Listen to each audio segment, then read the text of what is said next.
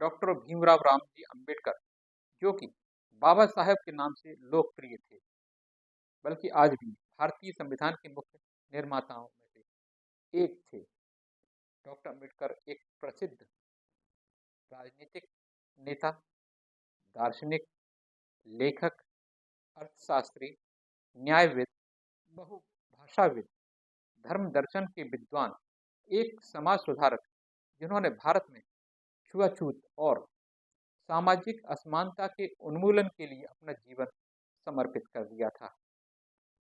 उन्होंने अपने परिवार को भी समर्पित कर दिया था। उनका जन्म 14 अप्रैल 1891 को मध्य प्रदेश में हिंदू महार जाति में हुआ था। उन्हें समाज में हर तरफ से भारी भेदभाव का सामना करना पड़ा, क्योंकि महार जाति को उच्च वर्ग द्वारा अछूत के रूप में देखा जाता था, बल्कि आज भी देखा जाता है।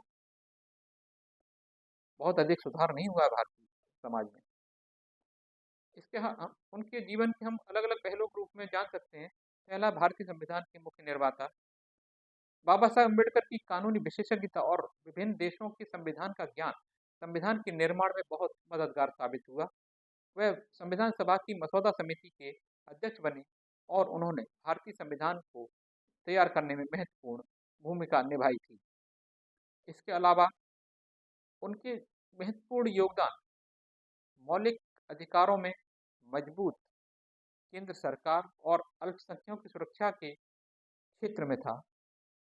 अनुच्छेद 32 का उद्देश्य मूल अधिकारों के संरक्षण हेतु गारंटी, प्रभावी, सुलभ और संक्षेप उपचारों की व्यवस्था से है। डॉक्टर अंबेडकर ने अनुच्छेद 32 को संविधान का सबसे महत्वपूर्ण अनुच्छेद बताते हुए कहा था कि इसके बिना संविधान अर्थहीन है। यह संविधान की आत्मा और उसका हृदय है। उन्होंने एक मजबूत केंद्र सरकार का समर्थन किया था। उन्हें डर था कि स्थानीय और प्रांतीय स्तर पर जातिवाद अधिक शक्तिशाली है और तथा इस स्तर पर सरकार उच्च जाति के दबाव में निम्न जाति के हितों की रक्षा नहीं कर सकती, क्योंकि भारतीय सरकार इन दबावों से कम प्रभावित होती है। इसलिए वह निचली जाति का संरक्षण सुनिश्चित करेगी, यह उसका दायित्व है। उन्हें यह भी डर था कि अल्पसंख्यक, जो राष्ट्र का सबसे कमजोर समूह है, राजनीतिक अल्पसंख्यकों में परिवर्तित हो सकता है। इसलिए वन मैन वन वोट का लोकतांत्रिक शासन पर्याप्त नहीं है और अल्पसंख्यक को सत्ता में हिस्सेदारी की गारंटी दी जानी चाहिए। वह मेजोरिटेरियनिज्म सिंड्रोम के खिलाफ थे और उन्होंने अल्पसंख्यकों के लिए संविधान में कई उपाय सुनिश्चित किए थे। भारतीय संविधान विश्व का सबसे अधिक व्यापक और विशाल संविधान है, क्योंकि इसमें विभिन्न प्रशासनिक विवरणों को शामिल किया गया है। सामाजिक संवैधानिक नैतिकता। बाबा साहब अम्बेडकर के परिप्रेक्ष्य में संवैधानिक नैतिकता का अर्थ विभिन्न लोगों के परस्पर विरोधी हितों और प्रशासनिक सहयोग के बीच समन्वय होगा, जबकि आज ऐसा दिखाई देता है, कल बिल्कुल नहीं दिखाई देता।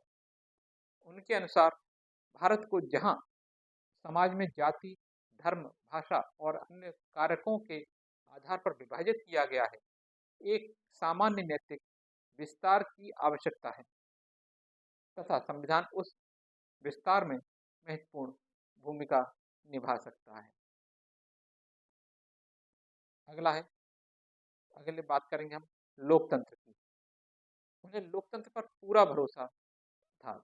उनका मानना था कि जो तानाशाही त्वरित परिणाम दे सकती है, वह सरकार का मान्य रूप नहीं हो सकती। लोकतंत्र श्रेष्ठ है क्योंकि यह स्वतंत्रता में अभिवृद्धि करता है। उन्होंने लोकतंत्र के संसदीय स्वरूप का समर्थन किया, जो कि अन्य देशों के मार्गदर्शकों के साथ संरक्षित होता है, उनसे मैच करता है। उन्होंने लोकतंत्र को जीवन पद्धति के रूप में महत्व दिया, राजनीतिक क्षेत्र में ही नहीं बल्कि व्यक्तिगत, सामाजिक और आर्थिक क्षेत्र में भी बहुत अधिक महत्व है। इसके लिए लोकतंत्र को समाज की सामाजिक परिस्थितियों में व्यापक बदलाव लाना होगा। अन्यथा राजनीतिक लोकतंत्र यानी एक आदमी एक vote, one man one vote की विचारधारा अवधारणा गायब हो जाएगी। केवल एक लोकतांत्रिक समाज में ही लोकतांत्रिक सरकार की स्थापना से उत्पन्न हो सकती है। इसलिए जब तक भारतीय समाज में जाति की बाधाएं मौजूद रहेंगी, वास्तविक लोकतंत्र की स्थापना नहीं हो सकती। इसलिए उन्होंने लोकतंत्र और सामाजिक लोकतंत्र सुनिश्चित करने के लिए लोकतंत्र के आधार के रूप में बंधुत्व और समानता की भावना पर ध्यान केंद्रित किया। सामाजिक आयाम के साथ साथ अम्बेडकर ने आर्थिक आयाम पर भी ध्यान केंद्रित किया। वे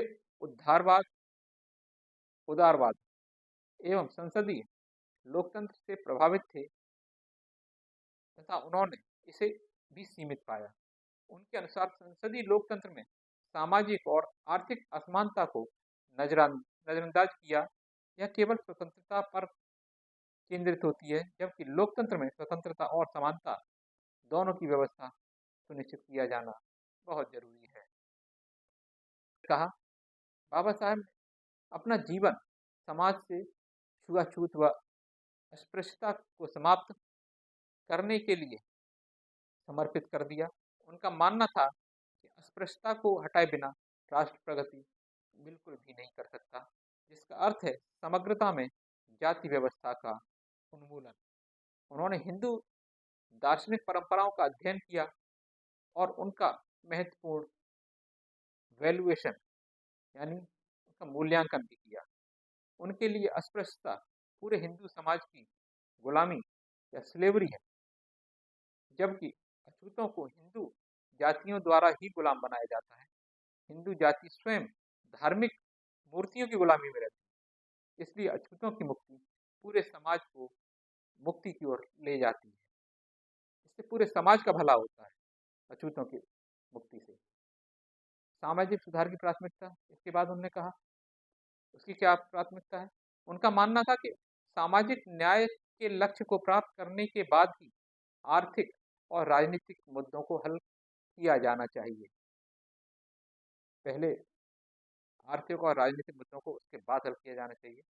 यह विचार की आर्थिक प्रगति सामाजिक न्याय को जन्म देगी, यह जातिवाद के रूप में हिंदुओं की मानसिक गुलामी की अभिव्यक्ति है। इसलिए सामाजिक सुधार के लिए जातिवाद को समाप्त किया जाना अत्यंत आवश्यक है। पहले जातिवाद समाप्त होना चाहिए, उसके बाद आर्थिक विकास की बात की जानी चाहिए। सामाजिक सुधारों में परिवार सुधार और धार्मिक सुधार को शामिल किया गया। पारिवारिक सुधारों में जैसे बाल विवाह जैसी प्राथमिकताओं को हटाना, बाल विवाह जैसी प्रथाओं को हटाना शामिल था। यह महिलाओं की सशक्तिकरण का पुरजोर समर्थन करता है। यह महिलाओं के लिए संपत्ति के अधिकारों का समर्थन करता है, जिसे उन्होंने हिंदू कोड बिल के माध्यम से हल किया था।